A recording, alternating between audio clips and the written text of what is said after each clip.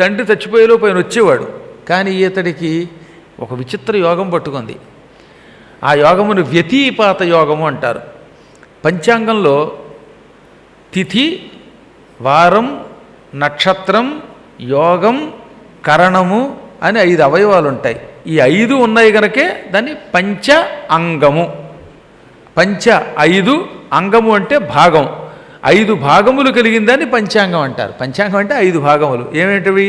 తిథి, 2 వారం, 3 నక్షత్రం, 4 యోగం, 5 కరణం. తిథివార నక్షత్ర యోగ కరణములు అన్నమాట. ఇందులో తిథులంటే పాడ్యమి మొదలుకొని పూర్ణిమ లేదా అమావాస్య. శుక్లపక్షంలో పాడ్యమి, విదియ, తదియ, చతుర్థి, పంచమి, షష్ఠి, సప్తమి, అష్టమి, నవమి, దశమి, ఏకాదశి, ద్వాదశి, త్రయోదశి, చతుర్దశి, పూర్ణిమ.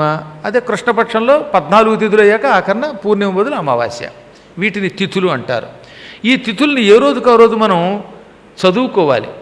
పూజ చేసేటప్పుడు తిథులను తలుచుకోవాలి. అందుకే శుభవాసరే, శుభనక్షత్రే, శుభతిథౌ అంటున్నామా లేదా? శుభనక్షత్రే, శుభయోగే, శుభకరణే. యోగం, కరణం, తిథి అన్నీ తలుచుకుంటున్నాం. మనం వాటిని పైకి ఎత్తట్లేదు. కానీ ప్రతిరోజు సంకల్పంలో శుభవాసరే, శుభ నక్షత్రే, శుభయోగే, శుభకరణే, శుభతిథౌ అని 5 తలుచుకుంటున్నాం. కానీ వాటి పేరు చెప్పట్లేదు. కొంతమంది మాత్రం తిథుల్ని నవమ్యాం తిథౌ, ఇది వాళ్ళ ద్వాదశి కాబట్టి ద్వాదశ్యాం తిథౌ అంటున్నారు. కొంచెం తెలుసున్నవాడు. తెలియని వాడికి అన్నిటికీ శుభవాసరే, శుభనక్షత్రే, శుభయోగే, శుభకరణే అని ఆ పంచ అంగములను తలుచుకున్నాక సంకల్పం చెప్పాక పూజ చేస్తున్నాం. అందులో ఈ తిథుల గురించి ఏ రోజుకు ఆ రోజు చెప్పినట్టయితే దానివల్ల చాలా లాభం ఉందండోయ్. ఈరోజు పూజ చేస్తున్నప్పుడు ద్వాదశి అయితే ద్వాదశ్యాంతిథౌ, త్రయోదశి అయితే త్రయోదశ్యాంతిథౌ అని చెబితే ఏమిటి లాభం అని అడగండి. తిథేశ్చ శ్రియమాప్నోతి. తిథిని భక్తితో తలుచుకుంటేనే డబ్బు వస్తుంది, మంచి ధనం. ఆ ధనం కూడా తరగని ధనం, ఆనందమిచ్చే ధనం కావాలంటే తిథిని తలుచుకోవాలి. మాకు డబ్బు లేదా అని అడగచ్చు. మీ డబ్బు మీ దగ్గర ఎంతకాలం ఉంటుందో దానివల్ల నీకు ఆరోగ్యమో అనారోగ్యమో నీకు తెలియదు. అది నీకు అశాంతి తెచ్చిపెట్టచ్చు. ఒక్కొక్కళ్ళ దగ్గర డబ్బు కూడా అశాంతి తెచ్చిపెడుతుంది. కానీ తిథిని తలుచుకుంటే అశాంతి లేని ప్రశాంతత కల ధనం వస్తుంది. అందువల్ల తిథేశ్చ శ్రియం ఆప్నోతి. ఈ 15 తిథులు తలుచుకుంటే ధనమును పొందుతావు. రెండవది వారం. వారాత్ ఆయుష్యవర్ధనం. భానువాసరే, ఇందువాసరే, కుజవాసరే, సౌమ్యవాసరే లేదా బృహస్పతి వాసరే, భృగువాసరే, మందవాసరే. ఈ 7 వారాలు ఏ రోజైతే రోజు తలుచుకుంటున్నాగా. ఇవాళ ఆదివారం అనుకోండి, ఆదివాసరే అనకూడదు, అది భానువాసరం, సూర్యుడి యొక్క వారం కాబట్టి భానువాసరే.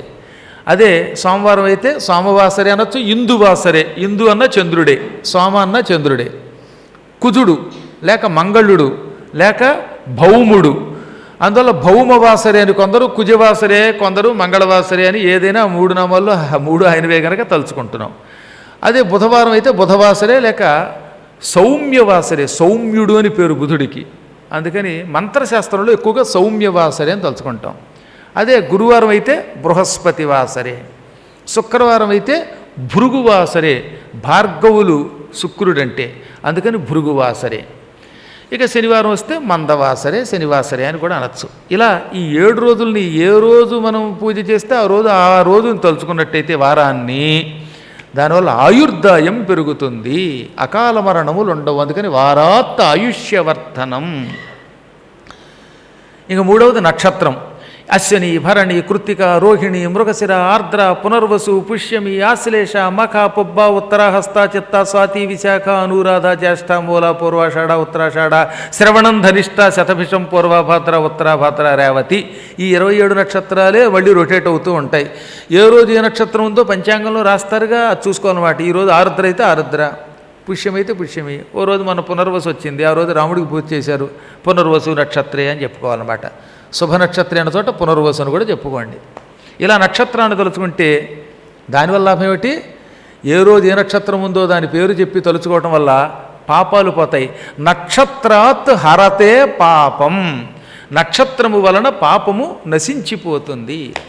అందువల్ల నక్షత్రం తలుచుకోవాలి. ప్రతిరోజు పాపం చేయకుండా ఎందుకుంటాం? మనం మహాపుణ్యాత్ములు ఏం కాదు, పైకి ఎన్ని కబుర్లు చెప్పినా. కాబట్టి నిత్యం ఎంతో కొంత పాపం చేయకుండా ఎవడి వల్ల కాదు. పరమపుణ్యాత్ముడే నేను కూడా అప్పుడప్పుడు ఈ దోమని ఇలా అనవలసి వస్తుంది ఒక్కోసారి కనపడితే. అది చచ్చిన చావకపోయినా నా చేతిలో ఎప్పుడూ చావట్లేదు అది. మరి దానికేం ఆయుద్ధాయం ఉందో బహుశా అనుమానం. అది కూడా రోజు వారం తలుచుకుంటుందేమో, వారాన్ని తలుచుకుంటే ఆయుద్ధాయం పెరుగుతుందట. దిక్కుమాల దోమలు కూడా నా పురాణం విని వారాదు ఆయుష్యవర్ధనం అన్నావా పద్మాకరు అని ఈరోజు గురువారం కదా బృహస్పతి వాసరే అని చెప్పుకుని వచ్చి ఉంటుంది ఇక్కడికి వచ్చే ముందు. అందుకని దానికి కూడా ఆయువు పెరిగింది. అలాగే నక్షత్రాల వల్ల ఇటువంటి పాపములు తొలగిపోతాయి. తెలుసో తెలియకో పక్కవాడి చెప్పులు ఎత్తుకుపోయినా, లేదా గురువుగారు నాకు ఎందుకు ఇంటర్వ్యూ ఇవ్వరు అని గురువుగారు ఇంటర్వ్యూ కోసం గురువుగారు గుమ్మం దగ్గర గంట సేపు గొడవ చేసినా ఇలాంటి పాపాలు వస్తూ ఉంటాయి. కొంతమంది దౌర్జన్యం అండోయ్, ఎవడికోసం వస్తాడు ఇంటర్వ్యూ అయినా అని యుద్ధం చేస్తారు. రావణాసురుడి అంశతో పుట్టిన వాళ్ళు ఉంటారు కొందరు. రావణాసురుడు కైలాసానికి వెళ్ళి నందీశుడితో తగాదా పడ్డట. ఏమిరా నంది, కైలాసంలోకి వెళ్ళనివ్వవా, కోతిముఖం వాడా అన్నాడు. శివుడి దగ్గరికి వెళ్ళేవాడు ఎవడన్నా నందీశ్వరుడితో యుద్ధం చేస్తాడా? దాంతో నందికి మండింది.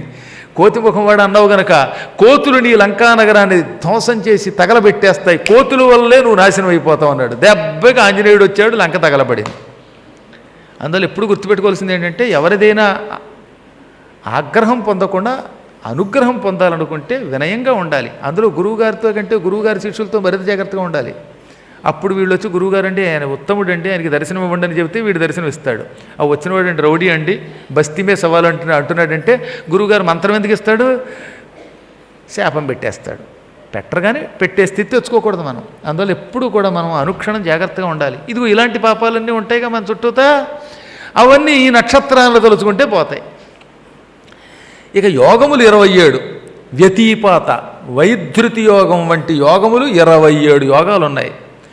ఈ యోగముల వల్లే జీవితం అంతా విచిత్రంగా నడుస్తుంది. ఇందులో విష్కంభము అని ఒక యోగం ఉంది. ఈ యోగం ఉన్నట్టుగా పంచాంగంలో రాశాడు అనుకోండి, ఆ సమయంలో మనం బయటికి వెళ్ళామా అనుకున్న పనులు తల్లకిందులైపోతాయి. భయంకరమైన యోగం అది. వైధృతి యోగం అని ఉన్నది. ఇది మనకి ఎక్కడికి వెళ్ళినా పనిలో శాంతి లేకుండా అశాంతి ఇస్తుందట. ఒక్కోసారి మనం పనికి వెళ్ళేటప్పుడు ధైర్యం కోల్పోతాం. అయ్యి బాబోయ్ అవుతుందో లేదో, ఇవాళ పాస్పోర్ట్ కడుతున్నాను, ఇక్కడ ఇంటర్వ్యూ అవుతుందా లేదా, వస్తుందా లేదా అనే బెంగ ఎందుకు వస్తుందంటే ఈ వైధృతి యోగంలో బయలుదేరావు. అది నీకు ధృతి లేకుండా చేస్తుంది. ఒక్కొక్క రోజు పని మీద పెడితే భలే హుషారుగా ఉంటుందండి. ఆ పూట మనకి ఏం బెంగ ఉండదు. కానీ ఒక్కొక్క రోజు ఏమిటో తెలియదు, కానీ పరీక్షకి వెళ్ళినా ఇంకో పని మీద వెళ్ళినా ఆ పూట అస్సలు ధైర్యం ఉండదు. అన్నీ వచ్చినవాడు కూడా ఈ పూట పరీక్షకి వెళ్ళినప్పుడు అమ్మో నేను చదివిన వస్తాయో లేదో, గుర్తుంటాయో లేదో అని బెంగ పెట్టుకుంటాడే. దానికి గల కారణం ఏంటనమాట, ఈ వైధృతి అనే దరిద్రపు యోగం పట్టుకుందని అర్థం. అంటే అవి చెత్తని కాదు, అవి మానవ జీవితంలో ఒక భాగం. వ్యతీపాత యోగం అని ఒకటి ఉంటుంది. అమ్మ నాయనో ఆ రోజు అనవసరంగా లేనిపోని ఇబ్బందులు వస్తాయి. ప్రయాణానికి వెళ్తే బస్సులు దొరకవు, తుమ్మెదలు వచ్చి దాడి చేస్తాయి, లేదా ఏ కుక్కలో కరుస్తాయి, అది ఇది కాకపోతే పోలీసు వాళ్ళు వచ్చి చెక్ చేసిన అనాగందరగోళం చేసేస్తారు. నీ దగ్గర ఏముండవు కర్మ, నీ దగ్గర 4 పేపర్లు ఉంటాయి, కానీ మొత్తం అప్పుడు బస్సునో కారునో ఒక గంట సేపు చెక్ చేస్తారు. లేదా ఘోర వర్షం కురిసి పరీక్షకు వెళ్ళనివాడు ఉంటాడు, లేదా వర్షం వల్ల ఉద్యోగానికి వెళ్ళలేనివాడు అయిపోతాడు. వర్షం కురుస్తుంది, ఇంకేదో దొరుకుతుంది, కర్మగాలి. వ్యతీపాత యోగం వచ్చిన రోజున ఒకడు బయటకు వచ్చేట, అప్పుడే లాక్డౌన్ పెట్టారు. వాడు మళ్ళీ ఇంటికి వెళ్ళలేకపోయాడు. ఇక్కడే గుంటూరులో 30 రోజులు ఉండిపోయాడు వాడు. చచ్చినంత పని ఇది వాడికి. కాబట్టి చెప్పొచ్చింది ఏంటంటే, ఇలాంటి యోగాలు వస్తే ఎక్కడికి వెళ్ళినా పనుల్లో ఆటంకాలు వచ్చి అక్కడ ఇరుక్కుపోతారు. ఇలాంటి 27 యోగాల్లో కొన్ని చెత్త యోగాలు, కొన్ని మంచి యోగాలు ఉంటాయి. ఈ యోగముల గురించి తెలుసుకుని పంచాంగంలో ఇస్తాడనమాట. ఇదిగో ఈ పూట ఇక్కడ విష్కంభ యోగం, వైధృతి యోగం, వ్యతీపాత యోగం అని ఉంటుంది కదా. అందుకని శుభవాసరే, శుభ నక్షత్రే, శుభయోగే అన్న చోట ఈ యోగం పేరు చెప్పుకోండి పంచాంగం చూసుకుని. అప్పుడు చెప్పుకుంటే ఆ యోగ ప్రభావం చెత్త యోగం అయితే అది మన మీద పడకుండా ఉంటుంది, మంచిది పడుతుంది, దానివల్ల లాభాలు వస్తాయి. ఈ యోగం తలుచుకుంటే ఏమిటి లాభం? యోగాద్ రోగ నివారణం. ఈ యోగములను తలుచుకుంటే రోగాలు తొలగిపోతాయి. ఏ పూట పంచాంగంలో ఏ యోగం ఉందో దాన్ని తలుచుకుంటే ఆ యోగాలకు ఆనందం కలిగి, ఆహా భూలోకంలో ఉన్న మానవా నన్ను తలుచుకున్నావా, నా పేరు చెప్పావా, స్టేజీ మీద చెప్పావా అని ఆనందం పడిపోయి ఇంకా యోగములు మన్ని పీడించక శుభాలను ఇస్తాయి. ఏమండి మీరే అంత ఆనందపడిపోతున్నారు, ఎవరి పేరైనా చెప్పగానే అయ్యి బాబా నా పేరు చెప్పారు గురువుగారు ఇవాళ స్టేజీ మీద అనుకుని ఒక స్టేజ్కి వెళ్ళిపోట్లా. స్టేజీ మీద చెప్తే మన స్టేజీ పెరిగినట్టు అనమాట. ఇంత ఏజ్ వచ్చిన వాడికే పేరు చెప్తే ఇంత ఆనందం కలుగుతుంది, అటువంటిది యోగములకు ఎంత ఆనందం కలుగుతుంది మరి, అందుకని వాటి పేరు చెప్పాలన్నమాట. ఇక చివరివి కరణములు, తైతుల కరణము, భవకరణము, ఇలా కరణములు 11 ఉంటాయి. ఈ కరణముల గురించి తెలుసుకున్నాం అనుకోండి, అవి మనకి కార్యసిద్ధి కలిగిస్తాయి. కరణాత్ కార్యసిద్ధిశ్చ, కరణమును తలుచుకుంటే కార్యసిద్ధి అవుతుంది. అక్కడ పంచాంగాలు రాస్తాడుగా, తైతుల కరణం అనగానే శుభయోగి శుభకరణి అన్న చోట తైతుల కరణి, లేదా భవ ముందనుకోండి భవకరణి అని రాయండి, అనండి, ఒకసారి తలుచుకోండి. ఒకవేళ మనకి పేరు తెలియదు అనుకోండి, అప్పుడు శుభయోగే శుభకరణి అని మాత్రం అనండి. అప్పుడు ఏమవుతుందన్నమాట, ఈ కరణములు కూడా సంతోషించి అమ్మయ్య వీడెవడో కొంచెం మంచాడు, మనల్ని తలుచుకున్నాడు, వీడి పనులలో విజయం కలిగిద్దాం, వీడు వెళ్ళే పనిలో ఆటంకం తొలగించి ఆ కార్యసిద్ధి అయ్యేలా చేద్దాం అనుకుంటే కార్యసిద్ధి అవుతుందన్నమాట. అందుకని ఏమన్నారు, కరణాత్ కార్యసిద్ధిశ్చ పంచాంగస్య ఫలం త్వేదం. ఇది పంచాంగ ఫలితం అంటే.